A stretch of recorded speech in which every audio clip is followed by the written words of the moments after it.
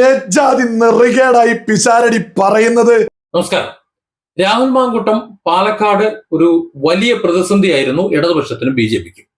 കേരളത്തിൽ മൊത്തത്തിൽ ഇടതുപക്ഷത്തിന്റെയും അതുപോലെ ബി ജെ പിയുടെ ഒരു പ്രതിസന്ധി തന്നെയായിരുന്നു രാഹുൽ മാങ്കൂട്ടത്തിന്. കാരണം ചെറുപ്പക്കാരൻ പ്രതികരണശേഷിയുള്ളതാണ്. അതുകൊണ്ട് തന്നെ നല്ല അസലായ 3 പെണ്ണ് കേസിൽ അങ്ങോട്ട് മൂലക്കിരുത്തി. രമേശ് പിഷാരടി പാലക്കാട് മത്സരിക്കാനായിട്ട് വരുന്ന സമയത്ത് ഒരു വലിയൊരു വെല്ലുവിളിയായിട്ട് കണ്ടിരുന്നില്ല. എന്നാൽ കുറച്ചു കഴിഞ്ഞപ്പോൾ ഒരു കാര്യം മനസ്സിലായി. ഇയാള് സിനിമാക്കാരനാണ്, മുകേഷിനെ പോലെ സിനിമയെ അഭിനയിച്ച് ഇങ്ങനെ നടക്കുന്നല്ല രമേശ് പിഷാരടി പറയുന്നത്. MLA തെരഞ്ഞെടുക്കപ്പെട്ടാൽ അയാൾക്ക് പ്രവർത്തന പാരമ്പര്യം മറ്റ് കോൺഗ്രസിൽ മറ്റെല്ലാം ഉണ്ട്. മാത്രമല്ല കോൺഗ്രസിലെ നേതാക്കന്മാർ വഴികാട്ടികളായിട്ടുണ്ട്. കഴിവുള്ള ഒരു ചെറുപ്പക്കാരനാണ്, സത്യബോധമുള്ള ഒരു ചെറുപ്പക്കാരനാണ് എന്ന് ജനങ്ങൾക്ക് മനസ്സിലാകുന്നുണ്ട്. ആ നിലയിൽ രാഹുൽ മാങ്കൂട്ടത്തെ പോലെ തന്നെ പെട്ടെന്ന് അവിടെ കത്തിക്കേറി വരികയാണ്. അങ്ങനെ കയറി വന്നപ്പോ അതൊരു അപകടമാണല്ലോ. ഒരുത്തൻ കയറി വന്നപ്പോ അവനെ ഒരു പെണ്ണ് കേസ് ഇട്ടുകൊടുത്ത് 2-3 പെണ്ണ് കേസ് എടുത്തിട്ട് ഒതുക്കി. കോടതി അവനെ വെറുതെ വിട്ടാലും അവരെ പെണ്ണ് കേസിൽപ്പെട്ടവനാക്കി നിർത്താൻ BJP-യും CPM ശ്രമിച്ചുകൊണ്ടിരിക്കുന്നു. അതേ മാർഗം ഉപയോഗിച്ച് രമേശ് പിഷാരടിയെ കൂടി ഒരു പെണ്ണ് കേസിൽപ്പെടുത്താൻ പറ്റുമോ, അല്ലെങ്കിൽ പെണ്ണ് വിവാദത്തിൽപ്പെടുത്താൻ പറ്റുമോ എന്നാണ് ശ്രമിച്ചുകൊണ്ടിരിക്കുന്നത്. ഇപ്പൊ കഴിഞ്ഞ ദിവസം നടത്തിയിട്ടുള്ള ടെസ്റ്റ് ഡോസ്, ആ ടെസ്റ്റ് ഡോസിൽ BJP പരാജയപ്പെട്ടു. അവിടെ രമേശ് പിഷാരടി ഒരു വിവാദം ഉണ്ടാക്കിയിട്ട് അല്ലെങ്കിൽ ഒരു ഓളം ഉണ്ടാക്കി അങ്ങോട്ട് കടന്നു പോകുന്നതാണ് പ്രതീക്ഷിച്ചത്. അയാള് സാരമില്ല, ജനം മനസ്സിലാക്കട്ടെ എന്ന് കരുതി തിരിച്ചു നടന്നുകൂടിയത് പാളി. ഒരു വിഷയം ഉണ്ടാക്കണം, അങ്ങനെ വിഷയം ഉണ്ടാക്കിയിട്ട് അയാൾ ഒരു പെണ്ണു വിഷയക്കാരനാണെന്ന് വരുത്തി തീർക്കണം എന്നായിരുന്നു അവരുടെ ഉദ്ദേശം. രഞ്ജിത്തിനെ കുറിച്ച് സിനിമാ മേഖലയിൽ അറിയാലോ, പീഡന കേസും മറ്റു കാര്യങ്ങളും ഒക്കെ സർവ്വസാധാരണമാണ്, പലതും പരാതിയായിട്ട് വരാറില്ല എന്നേ ഉള്ളൂ. അത് ആ മേഖലയുമായിട്ട് പ്രവർത്തിക്കുന്നവർക്കറിയാം എങ്ങനെയാണ് അവിടുത്തെ കഥകൾ എന്ന്. കുറെയൊക്കെ എനിക്കും അറിയാം, കുറച്ചൊക്കെ നമുക്കും ആ മേഖലയിലൂടെ ബന്ധമുള്ളത് കൊണ്ട് തന്നെയാണ് ഇത്ര ഉറപ്പിച്ച് പറയുന്നത്.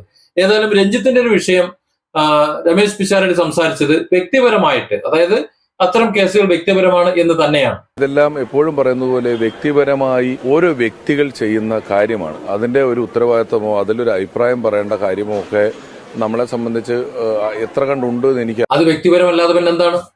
ഇവിടെ രഞ്ജിത്ത് ആരെങ്കിലും പീഡിപ്പിച്ചിട്ടുണ്ടെങ്കിൽ ഒരു യൂണിയൻ വിളിച്ചു കൂട്ടിയിട്ട്, അത് കോൺഗ്രസിന്റെ നേതാക്കന്മാരെയോ അല്ലെങ്കിൽ ബാക്കിയുള്ള ചെറുപ്പക്കാരെയോ എല്ലാവരും വിളിച്ചു കൂട്ടിയിട്ടാണോ പീഡിപ്പിച്ചത്? അല്ല, ഉണ്ടെങ്കിലാണെന്ന് ഞാൻ പറയുന്നത്. കോടതി ശിക്ഷിച്ചിട്ടില്ലല്ലോ, പക്ഷെ ഇപ്പോ റിമാൻഡിലാണ്. ഇനി നിയമത്തിന്റെ വഴിക്ക് പോട്ടെ. ഏതായാലും അയാൾ അങ്ങനെ എന്തെങ്കിലും ചെയ്തിട്ടുണ്ടെങ്കിൽ എല്ലാവരും കൂടെ കൂട്ടിച്ചേർത്ത് ഒരു പൊതുയോഗം വിളിച്ചിട്ടാണ് ചെയ്തത്. അത് വ്യക്തിപരമല്ലേ? അത് രഞ്ജിത്തിന്റെ കേസല്ല, ഏത് കേസായാലും അത് വ്യക്തിപരമാണ്.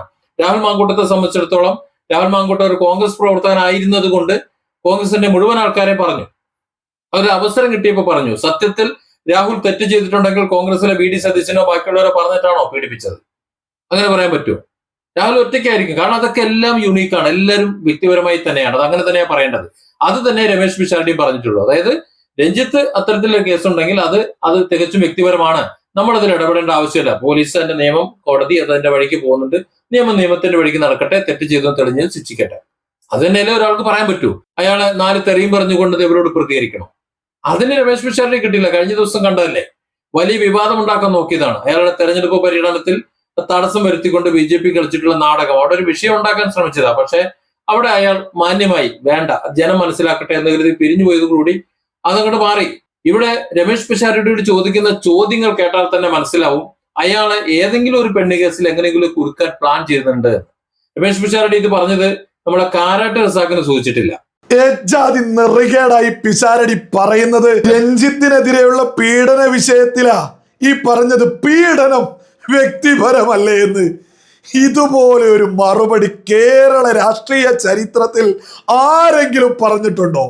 പീഡനം എന്നു മുതലാ വ്യക്തിപരമായിട്ട് അങ്ങ് കൊടുത്തത്.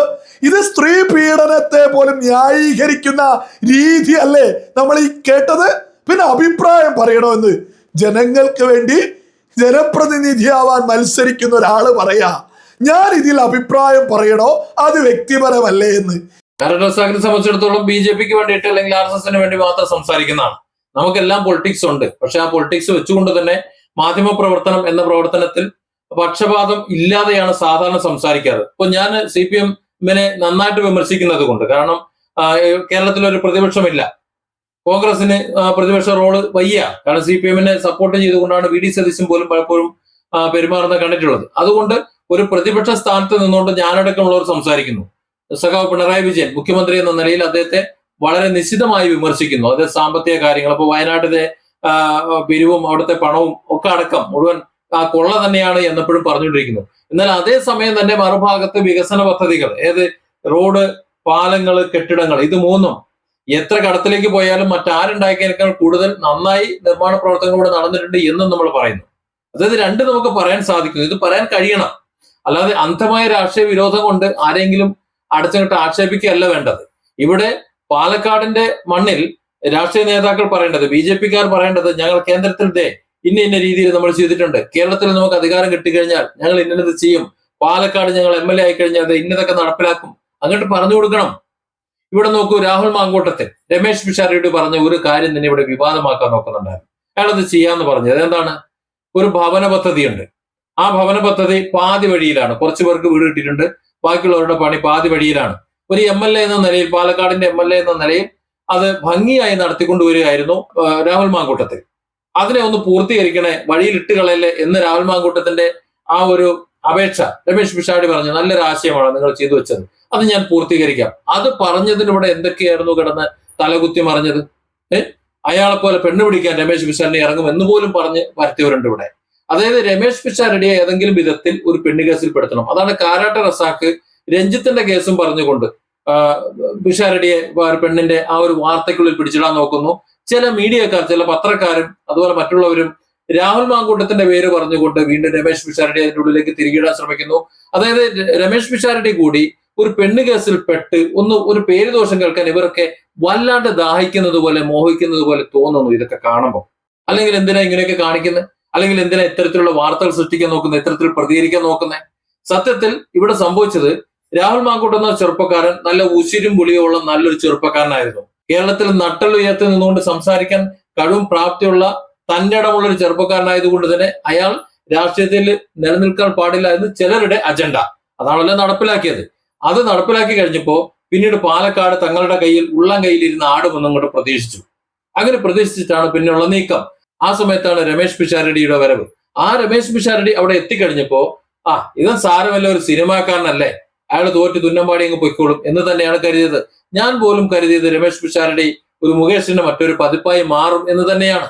എന്നാൽ പിന്നീട് രമേശ് പിഷാരടി മൊത്തത്തിൽ മാറുന്നതാണ് നമ്മൾ കാണുന്നത്. അതായത് സിനിമ അല്ലെങ്കിൽ അദ്ദേഹത്തിന്റെ മേഖല, ആ മേഖലകളൊക്കെ വിട്ട് പാലക്കാടിന്റെ മണ്ണിൽ കാലുറപ്പിച്ച് നിന്നുകൊണ്ട് അവിടെ ഒരു ജനപ്രതിനിധിയായി, ഇനി അങ്ങോട്ട് ഒരു നല്ലൊരു ജനപ്രതിനിധിയായി നിൽക്കാൻ അയാൾ ഉറപ്പിച്ചു വന്നപ്പോൾ ചിലരുടെ ഹാലിളക്കി. ആ ഹാലിളക്കമാണ് നമ്മൾ കഴിഞ്ഞ ദിവസം കണ്ടത്. വഴി തടയലും അവിടെ പ്രചരണം നടത്താൻ പോകാൻ പാടില്ല എന്നൊക്കെ പറയുന്നത്.